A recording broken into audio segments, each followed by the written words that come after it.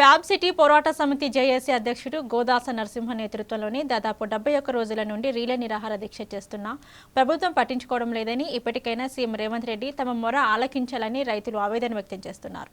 తమ సమస్యలను తీర్చాలని మహేశ్వరం నియోజకవర్గంలోని గల ప్యాబ్ సిటీ రైతులు పడుతున్న ఆవేదనని మా రంగారెడ్డి డిస్ట్రిక్ట్ స్టాఫ్ రిపోర్టర్ మీసాల శ్రీనివాసరావు అందిస్తారు. జై జవాన్ జై కిసాన్ అని మన యొక్క ప్రభుత్వం, మన దేశం, భారతదేశం వాళ్ళకి కీర్తి ప్రకటన చేస్తుంది. అంటే జై జవాన్ అంటే మన దేశానికి రక్షించేవాడు, అంటే మనం అందరూ కలిసి నిద్రపోతే ఆయన బోర్డర్లో ఉండి మనల్ని సంరక్షిస్తాడు. జై జవాన్ అంటాం. అలాగే మన అందరికీ భారతదేశంలో ప్రతి ఒక్కడికి కూడా తిండి పెట్టేవాడు ఏమంటే రైతు. అందుకే జై కిసాన్ అంటాడు. కానీ ఇప్పుడున్న పరిస్థితులు ఎలా ఉన్నాయంటే గట్టిగా వర్షం కురిస్తే మరి రైతు కష్టాలు ప్రాబ్లం అవుతాయి. నెక్స్ట్ ఏమో ఎరువులు దొరకవు, అవి చాలా కష్టాలు ఉన్నాయి. అయితే నేను ప్రత్యేకంగా చెప్పవలసింది ఏమిటంటే మహేశ్వర నియోజకవర్గంలో కూడా రావిరియాడలో లాస్ట్ 22 years క్రితం వారి యొక్క రైతుల యొక్క భూములు ఒక ఫ్యాక్టరీ గురించి ఇచ్చారు. అయితే ఇప్పటి వరకు కూడా అంటే 22 సంవత్సరాల నుంచి కూడా వాళ్ళు ప్రత్యామ్నాయంగా ఇస్తామన్న భూములు ఇప్పటికొచ్చి ఇవ్వలేదు. వాళ్ళు ఇప్పుడు 71 రోజులతో, ఈ రోజుతో 71 రోజులు రిజిస్టర్ చేస్తున్నారు. అది ఏమిటి, ఏ విశేషాలు, పూర్తి వివరాలు, వారి యొక్క మనోవేదన, వాళ్ళ ఘోషని వాళ్ళ ద్వారా మనం విందాం. అన్న నమస్తే అన్న. మేము ప్యాబ్ సిటీ భూ నిర్వాసితులము. మా తాత ముత్తాతల కాలం నుంచి చేసుకొస్తున్న మా పంట పొలాలని 2004లో ఈ యొక్క టీజేఐసీ వాళ్ళు, అప్పుడు గతంలో ఏపీఐసీ ఉండే, ఏపీఐసీ వాళ్ళు మా దగ్గర స్వాధీనం చేసుకొని మమ్మల్ని తీసుకొని అడ్డుకుంటే తీసుకొని పోలీస్ స్టేషన్లో పెట్టి మరి ఇబ్రాహీంపట్నం పోలీస్ స్టేషన్లో పెట్టి మరి మా మీద కేసులు పెడతాం, అది పెడతాం, ఇది పెడతామని బెదిరించి మేము చేస్తున్న వ్యవసాయ పొలాల దగ్గర ఉన్న బోర్లని జేసీబీలు పెట్టి కూలగొట్టిరు. ఆ బోర్లని కూలగొట్టి ఆ రోజు ల్యాండ్ అక్విజిషన్ చేసుకొని ఆ రోజు నుంచి ఈ రోజు వరకు కాళ్ళ ఎలా పడుతూ అందరి నాయకులని, అందరినీ ఎమ్మెల్యేలని, ఎంపీలని, మంత్రులని, ముఖ్యమంత్రులని ఇట్లా కలిసి మా నష్టపరిహారం కోసం మాకు ఆ రోజు నుంచి పోరాడుతుంటే 2021లో మనకు ఎకరాకి 150 గజాల స్థలం ఇస్తామని చెప్పి ప్రభుత్వం మనకు హామీ ఇచ్చింది. దాని ప్రకారము మనకు 2022లో 461 ప్లాటు గజానికి ఎకరాకు వచ్చేసి 150 గజాల ప్లాట్ ఇస్తామని చెప్పి కేటాయించి రైతులకు టోకెన్ ప్రకారం ఇచ్చింది. మరియు సీలింగ్ రైతులకు ఎకరాకి 250 గజాలు ఇస్తామని చెప్పి వాళ్ళకు టోకెన్లు ఇవ్వడం జరిగింది. లేఅవుట్ చూపించారు మాకు, అన్నీ మేము లేఅవుట్ చేస్తున్నాము, మీకు ప్లాట్ ఇస్తున్నామంటే ప్రైవేట్ ల్యాండ్లో పోయి వీళ్ళు కావాల్సుకొని వీళ్ళు కడీలు వాతి మరి లేఅవుట్ చూపించారు మనకు. అక్కడ ఆ పొలము టీజేఎస్ అని మేము అనుకున్నాం, కానీ అది ప్రైవేట్ ల్యాండ్. అది ఆ ప్రైవేట్ ల్యాండ్లో మాకు వాళ్ళకి ఇచ్చే ఉద్దేశం లేక కావాల్సుకొని అది చేసిరు అక్కడ ఆ పొరపాటు. సరే మీరు అలా పొరపాటు చేసిరు, సరే అది గతంలో అది జరిగిపోయింది. తర్వాత మనం ఇన్నే నుంచి పోరాడుతుంటే మొన్న జనవరి 12వ తారీఖున ఈ రైతులకు మేము నష్టపరిహారం కింద ఇస్తున్న ప్లాట్లని మేము మీకు కేటాయిస్తున్నాము, మీకు రిజిస్ట్రేషన్ చేస్తామని చెప్పి ఒప్పుకోవడం జరిగింది. మరి రిజిస్ట్రేషన్ స్టార్ట్ చేసింది. ఇంకొకటి దీంట్లో పాయింట్ ఏంటంటే రైతులకు కనీసం రిజిస్ట్రేషన్ చేసుకునే డబ్బులు లేవని చెప్పి గవర్నమెంట్ జీవో ప్రకారమే 3,72,00,000 గవర్నమెంట్ మనకు రిలీజ్ చేసిన అమౌంట్ మనకి ఇస్తున్న లేఅవుట్ మొత్తం లేఅవుట్ చేయడానికి రాఘవ కన్స్ట్రక్షన్కి 22 కోట్ల టెండర్ ఇచ్చింది. మన ప్లాట్లు చేస్తామని చెప్పి లేఅవుట్ కోసం సీసీ రోడ్లని, డ్రైనేజ్ అని, కరెంట్ స్తంభాలని ఆ విధంగా చేశారు. సరే వీళ్ళు చేస్తారు, కానీ మేము నమ్మి రిజిస్ట్రేషన్ చేస్తుంటే పోయినాం, ఎంఆర్ఓ దగ్గరికి పోయినాం. ఎంఆర్ఓ 60 మందికి రిజిస్ట్రేషన్ చేసిండు. 60 మందికి రిజిస్ట్రేషన్ చేశాక దీంట్లో మొత్తం పూర్తిగా ఉన్నది 300 కుటుంబాలు. 60 మందికి మాత్రమే రిజిస్ట్రేషన్ అయింది.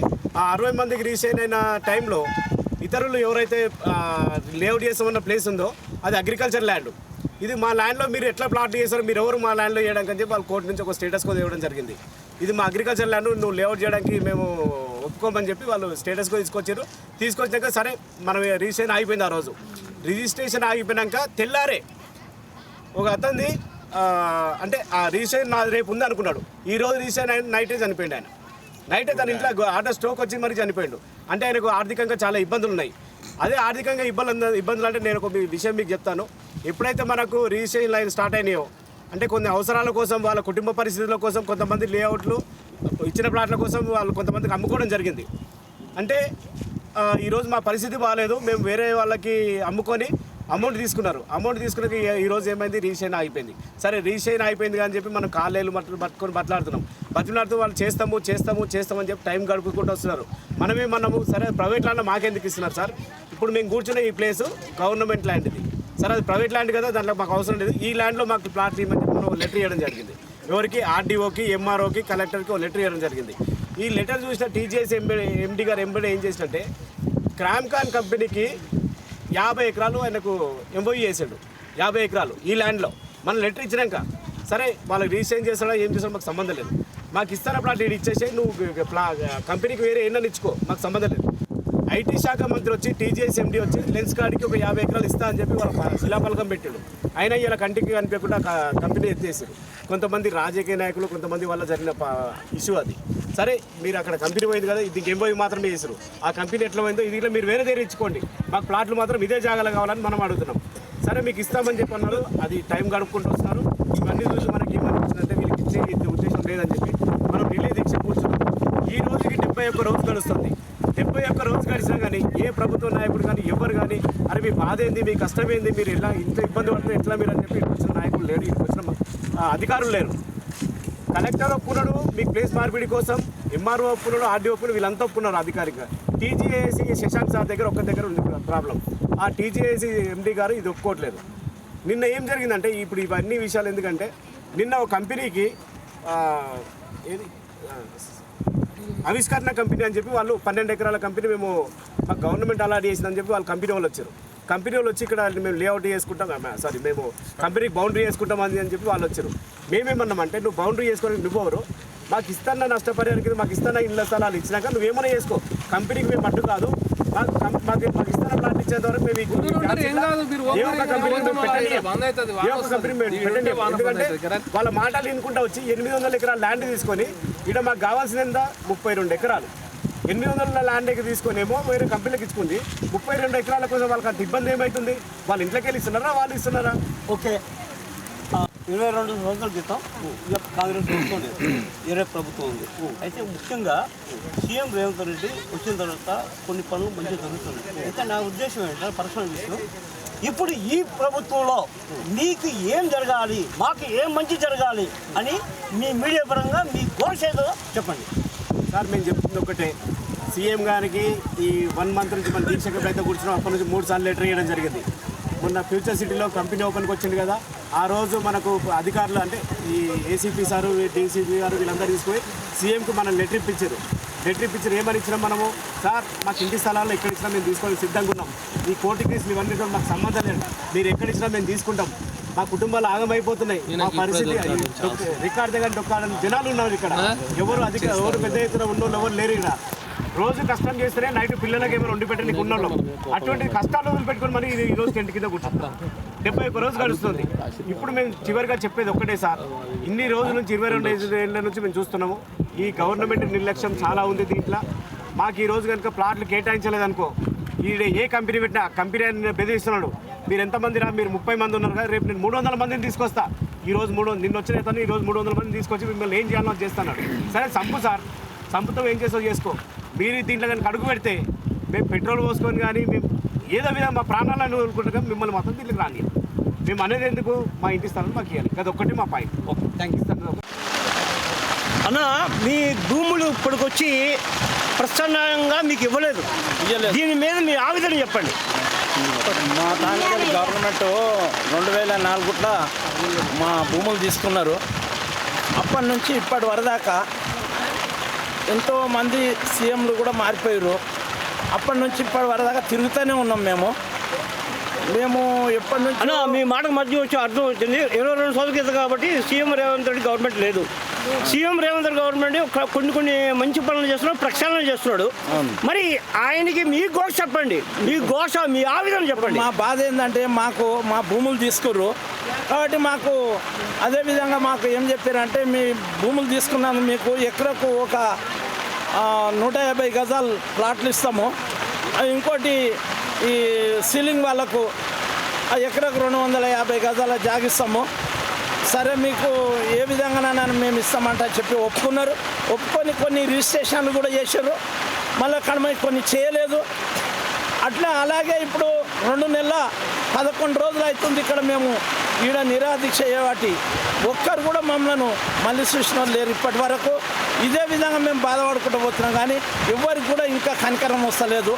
నిన్న వచ్చి ఏం చేశారంటే ఈ భూమి మాది, ఈ భూమి మాకు వచ్చింది, ఇది మేము కొన్నాము, మీరు ఇక్కడికే లేచిపోవాలి, మీరు ఇక్కడ ఉండొద్దు అంటే చెప్పి మా మీద కూడా చాలా దౌర్జన్యం చేసుకోవడం జరిగింది.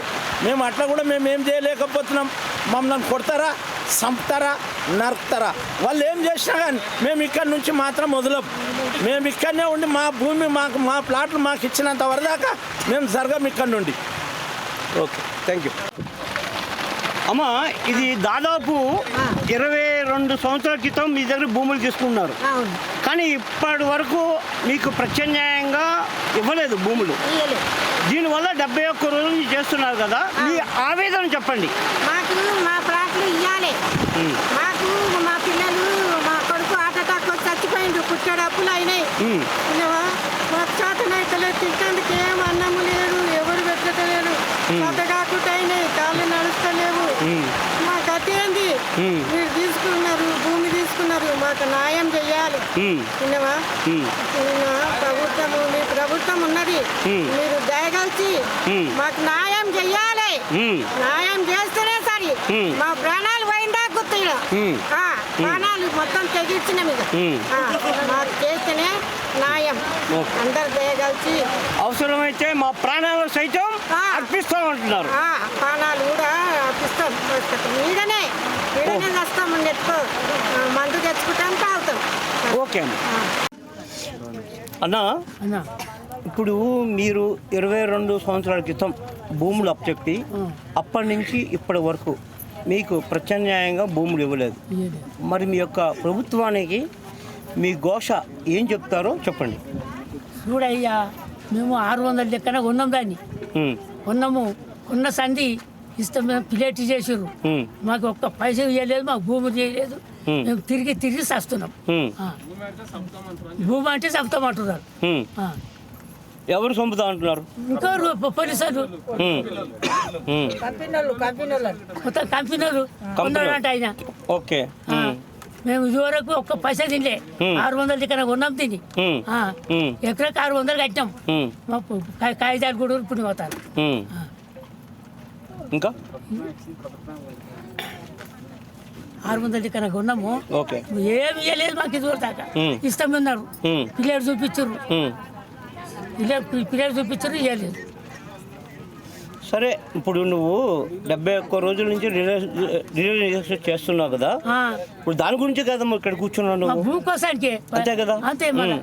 ఆ విషయాన్ని ప్రభుత్వానికి చెప్పు. మేము ఇంత 71 రోజుల నుంచి కూడా, నాకు ఇంత వయసు వచ్చినా కూడా నేను ఇక్కడ కూర్చున్నానంటే మీరు ప్రత్యామ్నాయంగా మాకు భూములు ఇస్తారనే కదా మీకు కూర్చున్నాము.